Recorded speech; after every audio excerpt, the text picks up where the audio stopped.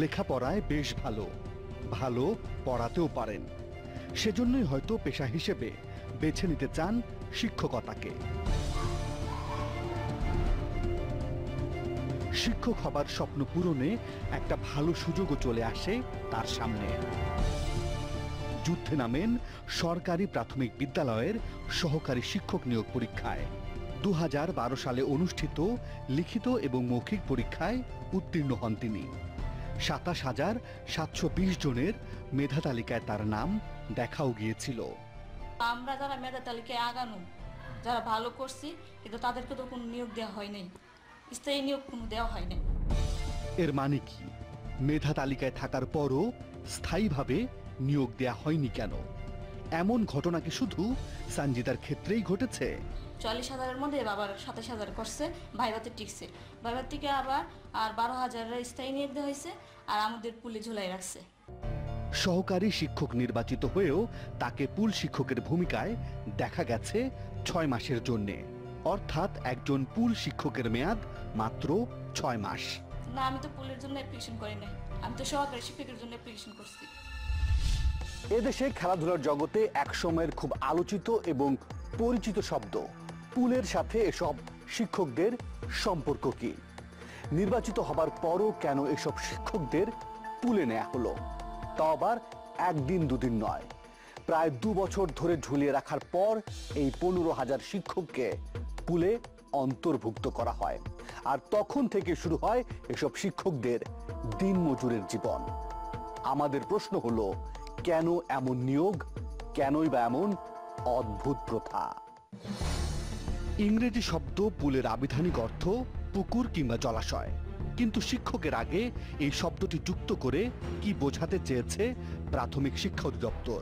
সরকারি প্রাথমিক বিদ্যালয়ের শিক্ষক স্বল্পতা দূরীকরণ এবং সাময়িক সময়ের জন্য শিক্ষক পদ শূন্য হয়। সেই শূন্য পদ সময়ে বিশেষ করে পোস্টনাটাল প্রিনাটাল পিরিয়ডেও অনেক শিক্ষক অ্যাবসেন্ট থাকেন। তো সাময়িক ছুটিকালীন সময়গুলোকে অ্যাড্রেস করার জন্য বিপুল শিক্ষক তখন নিয়োগের ব্যবস্থা নেওয়া হয়েছিল। তার মানে স্থায়ী কোনো শিক্ষক যদি শিক্ষাকালীন কিংবা মাতৃত্বকালীন ছুটিতে থাকেন, তাহলে তাদের বদলে পুল শিক্ষকরা ক্লাস নেবেন। কিন্তু 2011 সালে প্রকাশিত প্রাথমিক শিক্ষা অধিদপ্তরের এই বিজ্ঞপ্তিতে পরিষ্কারভাবে সহকারী শিক্ষক পদটি উল্লেখ করা হয়। কোথাও কোনো পুল শিক্ষকের কথা বলাই হয়নি। বিষয়টি আরো পরিষ্কার করলেন প্রাথমিক ও গণশিক্ষামন্ত্রী মোস্তাফিজুর রহমান। পুল হিসেবে বিজ্ঞপ্তি দেওয়া হয়নি, দেওয়ার জন্য সহকারী শিক্ষক দরকার, অর্থাৎ রিজার্ভ একটা রাখবে। সেই রিজার্ভ রাখতে গিয়ে পরিমাণ বেশ কিছু, এইটা ওনারা রেখেছেন, এটার নাম পুল হিসেবে পরিচিত আর কি। 2012 সালে সরকারি প্রাথমিক বিদ্যালয়ে সহকারী শিক্ষক নিয়োগ পরীক্ষায় অংশ নেন প্রায় 11 লাখ পরীক্ষার্থী। 10.5 লাখ পরীক্ষার্থীকে পেছনে ফেলে এরই মধ্যে লিখিত পরীক্ষায় উত্তীর্ণ হন প্রায় 44,000 জন। মৌখিক পরীক্ষায় বাদ পড়ে যান প্রায় 17,000 পরীক্ষার্থী। অর্থাৎ চূড়ান্ত মেধা তালিকায় ওঠে 27,270 জনের নাম। এর মধ্যে 12,701 জনকে স্থায়ীভাবে নিয়োগ দেয়া হলেও বাকি 15,019 জনকে রাখা হয় পুল শিক্ষক হিসেবে। তাদেরই একজন ব্রাহ্মণবাড়িয়ার আমিনুর রশিদ। সহকারী শিক্ষক নির্বাচিত হয়েও সরকারি প্রাথমিক বিদ্যালয়ে একদিনও ক্লাস নিতে পারেননি। সময়টা অনেক দীর্ঘ, অনেক লম্বা। জীবন থেকে চলে যায় 5-5টি বছর। তারপর সব আশা ছেড়ে দিয়ে যোগ দেন সরাইল উপজেলার অরুয়াইল বহুমুখী উচ্চ বিদ্যালয়ে। বছরের পর বছর ফেলে রাখার কারণেই তো আজকে আমি এখানে সেটেল হলাম। বেসরকারি স্কুলে নিজেকে টিকে রাখার চেষ্টা করতেছি। টিকে থাকার শেষ চেষ্টা চালিয়ে যাচ্ছেন তিনি, কিন্তু অন্যদের মতো পুল শিক্ষক হলেন না কেন? পুলে যারা জয়েন করছে তাদেরকে 150 টাকার স্টাম্পে সই নিয়ে যে তারা কোনো সময় স্থায়ী নিয়োগের জন্য দাবি করতে পারবে না, এই মর্মে তাদের কাছ থেকে সই নিয়ে তাদেরকে অস্থায়ী ভিত্তিতে যোগদান করেছে। এটা এক ধরনের মানুষের কি বলবো, দারিদ্রতা বা সমস্যাকে এক ধরনের ব্ল্যাকমেইল করা। ঠিকই বলেছেন তিনি।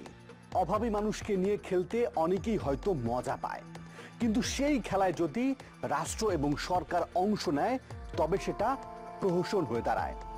আমরা জানতে চাই সরকারের শিক্ষা সংশ্লিষ্ট অধিদপ্তরগুলো কেন এই মানুষ গড়ার কারিগরদের প্যাচে ফেলবেন। শিক্ষক আমিনুরের কথায় একটা সূত্র পাওয়া, একটা চুক্তিনামার সূত্র। দেখতে হবে কি আছে সেই চুক্তিনামায়। স্কুল শিক্ষকের চুক্তিনামায় 14টি শর্ত জুড়ে দেয়া হয়। প্রথম শর্তে বলা হয় তিনি প্রতিদিন 200 টাকা হারে মাসে 6000 টাকা পাবেন। অথচ নিয়োগ বিজ্ঞপ্তিতে বলা হয়েছিল যারা শিক্ষক হিসেবে নির্বাচিত হবেন তারা 2009 সালের জাতীয় বেতন স্কেল অনুযায়ী বেতন পাবেন, যেটা এখন দাঁড়িয়েছে 18 থেকে 22,000 টাকায়। এই শর্ত বড় অমানবিক, বড়ই নিষ্ঠুর। এমন নিষ্ঠুর শর্তেও রাজি হয়ে যান বেশিরভাগ স্কুল শিক্ষকেরা। অস্থায়ী চাকরিটা যেটা করতেছে অনেকে, এটা অনেকটা অপমানজনক, অনেকটা কষ্টের। যারা একেবারেই পারতেছে না তারাই করতেছে। এমন আদর্শের এমন মহান পেশাকে অপমানিত করা হলো কেন? এমন প্রশ্ন ছিল ব্রাহ্মণবাড়িয়া জেলার শিক্ষা কর্মকর্তার কাছে। তারা তো এই শর্তেই তো রাজি হয়ে তো আমাদের নিয়োগ পেত। যদি তারা মনে করেন মানহানি হয় তাহলে না যোগদান করলে তার কোনো সমস্যা থাকবে না। এখানেই শেষ নয়, শর্ত আরও আছে। চুক্তিনামায় বলা আছে এই চুক্তি কোনোভাবেই স্থায়ী চাকরির নিশ্চয়তা দেবে না। সরকারি ছুটি ছাড়া আর কোনো ছুটি দাবি করতে পারবেন না। অসুস্থ হলে বিনা বেতনে সর্বোচ্চ 7 দিন ছুটি কাটাতে পারবেন। যেদিন অনুপস্থিত থাকবেন সেদিনের 200 টাকা কেটে নেওয়া হবে। আর টানা 7 দিন অনুপস্থিত থাকলে এই নিয়োগও বাতিল হয়ে যাবে। এমন কঠিন শর্ত দেবার মানে কি জানতে চাই প্রাথমিক শিক্ষা অধিদপ্তরের মহাপরিচালকের কাছে। এটা আমাকে দেখে বলতে হবে, এই ব্যাপারে মন্তব্য করতে পারছি না এই মুহূর্তে। দেখে বলবেন? তাহলে কি তিনি এতদিন এই শর্তগুলো দেখেননি? আর এখন দেখেই বা কি করবেন? কারণ এরই মধ্যে তো 5টি বছর পেরিয়ে গেছে। হয়তো এরই মধ্যে অনেকের সরকারি চাকরির বয়সটাও চলে গেছে। হয়তো অনেকেই সব আশা ছেড়ে দিয়ে এখন আলু পটলের ব্যবসায় নেমে পড়েছেন। ফিরছি একটা বিরতির পর। হচ্ছে সরকারি প্রাথমিক বিদ্যালয়ে পদের চেয়ে শিক্ষকের সংখ্যা অনেক বেশি, আর তাই এসব অতিরিক্ত শিক্ষকদের নিয়ে পুলে রাখা হয়েছে। স্থায়ী শিক্ষকরা ছুটিতে গেলে এই অতিরিক্ত শিক্ষকদের ডেকে আনা হয়। অধিদপ্তরের এমন পরিকল্পনা দেখছি বেশ ভালো, কিন্তু মাঠের অবস্থা তো বলছে ভিন্ন কথা। 2015 সালে টিম 360 ডিগ্রি প্রাথমিক বিদ্যালয়ের শিক্ষা ব্যবস্থার উপর অনুসন্ধান করতে গিয়েছিল টাঙ্গাইল জেলার একটি চরে।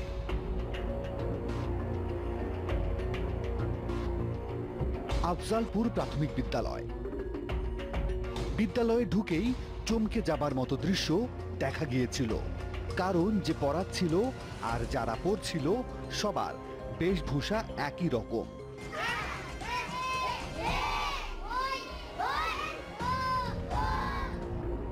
বিশ্বাস করতে কষ্ট হচ্ছে, কিন্তু যেখানে যেমন সেটাকেই বাস্তবতা মেনে চলতে হয়। কাগজে কলমে এখানে 4 জন শিক্ষক থাকার কথা ছিল, কিন্তু এখানে কোনো শিক্ষকের দেখাই মেলেনি। স্টুডেন্টরা ক্লাস নেয় মাঝে মধ্যে। তুমি কি পড়াও? বাংলা, ইংলিশ, তিনটাই। এই অনুসন্ধানে আমাদের সামনে উঠে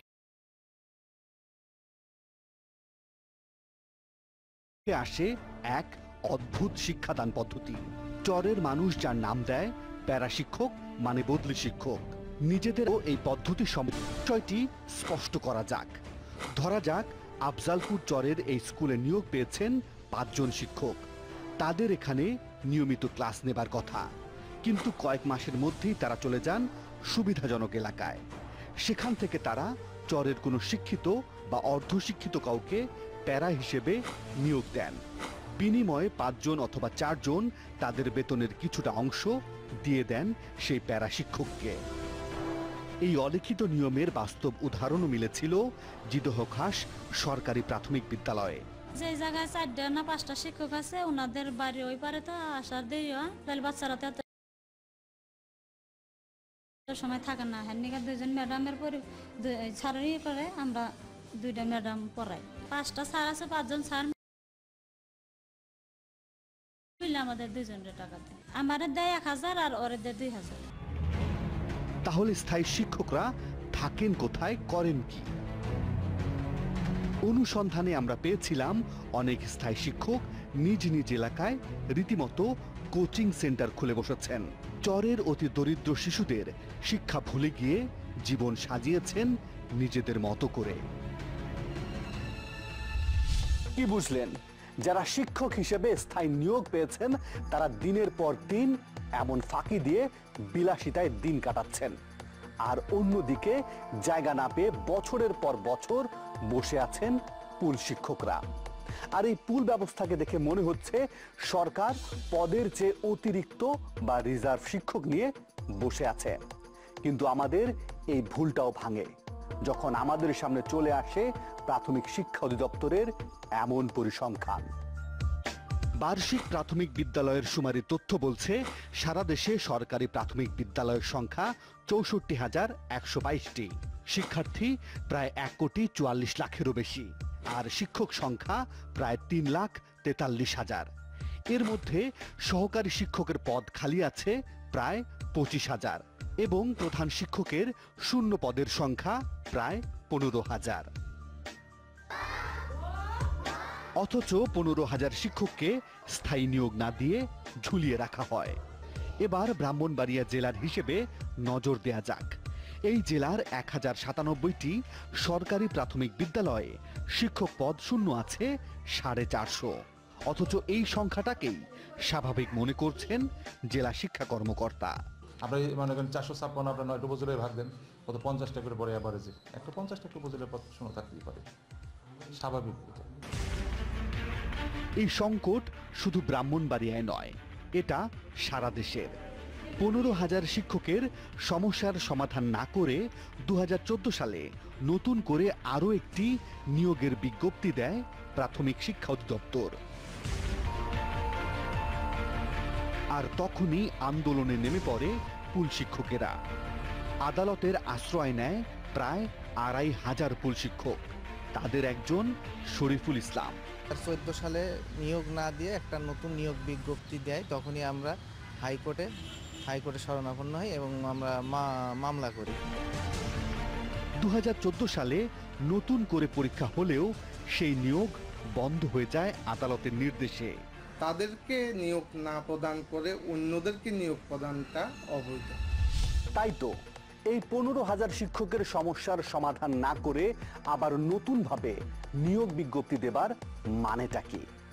আবার এটাও তো ঠিক, সরকারি প্রাথমিক বিদ্যালয় হোক কিংবা অন্য কোনো সরকারি প্রতিষ্ঠান, একটা সরকারি চাকরি মানেই তো সোনার হরিণ। আর সেই সোনার হরিণ পেতে অনেকেই অবৈধভাবে লাখ লাখ টাকা খরচ করতেও দ্বিধাবোধ করেন না। ফিরছি আরো একটা বিরতির পর। প্রাথমিক বিদ্যালয়ে শিক্ষক নিয়োগে অবৈধ লেনদেনের বিষয়ে আমরা শুরুতে খুব একটা নজর দেইনি। আমরা বরং সেই কারণটিকে খুঁজে বের করার চেষ্টা করেছি, যে কারণে এমন সংকট তৈরি করে রাখা হয়। বছরের পর বছর ফেলে রাখা হয় 15,000 শিক্ষককে। তবে আমাদের অনুসন্ধানের তথ্য বলছে কেবল তারাই চাকরিতে স্থায়ী হয়েছেন যারা উচ্চ আদালতে রিট করেছেন। যারা করেননি তারা অবহেলায় পড়ে আছেন। এর মানেটা কি? শিবাজি বিশ্বাস, তিনিও সেই 15,000-এর একজন।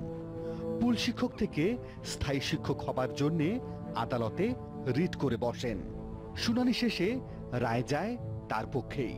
পুলের থেকে আমি সেকেন্ড টাইমে রিট করা ছিল, সেকেন্ড টাইমে রিটের রায়ের আলোকে আমি চাকরি পেয়েছি। শুধু শিবাজি নন, রিটের মাধ্যমে প্রায় 5,000 শিক্ষক ফিরে পান তাদের অধিকার। তাহলে কি এটাই একমাত্র সমাধানের পথ? বাকি 10,000 জনকেও কি এই একই পথে হাঁটতে হবে? 2100 জনের রিক্রিয়েশন বিবেচনা করতে যাই তো 15,000কে নির্দেশ দানের কোনো স্কোপ মাননীয় আদালতের হাতে ছিল না। তবে একটা আশার বাণী শোনালেন তিনি। রিট পিটিশন ফাইল করা হোক বা না করা হোক, বাকি সকলকে নিয়োগদানের জন্য যথাযথ আদেশ প্রদান করবেন, এটা আমি আশা করি। আমরা আবারও ফিরে যেতে চাই সেই সঞ্জিত আক্তারের কাছে, জানতে চাই তিনিও একই পথে হাঁটবেন কিনা। রিট করে চাকরি নিতে হইব এরকম তো বলা ছিল না, আর সার্কুলার তো পূর্ণ কোনো কিছু ছিল না, ছিল সহকারী শিক্ষক। তবে এক দেশে যে দুই আইন থাকতে পারে না, সেটা নিজ মুখেই স্বীকার করলেন প্রাথমিক ও গণশিক্ষা বিষয়ক মন্ত্রী মুস্তাফিজুর রহমান। রায় আছে, কাগজপত্র আছে, আদালতের নির্দেশনার আলোকে সেই শিক্ষকদেরকে আমরা নিয়োগ দিচ্ছি বিভিন্ন জায়গায়। আর যারা এখনো মামলা করেনি নিয়ম অনুযায়ী কিন্তু তাদেরও হওয়ার কথা। এই বিষয়টি নিয়ে দীর্ঘ 2 মাস অনুসন্ধান করে টিম 360 ডিগ্রি। অনুষ্ঠান প্রচারের ঠিক একদিন আগেই একটি ইতিবাচক সিদ্ধান্ত নেয় কর্তৃপক্ষ। 22 ফেব্রুয়ারি এক আদেশে পুলভুক্ত 10,255 জন শিক্ষককে আগামী 30 মার্চের মধ্যে স্থায়ী নিয়োগ দিতে বলা হয়।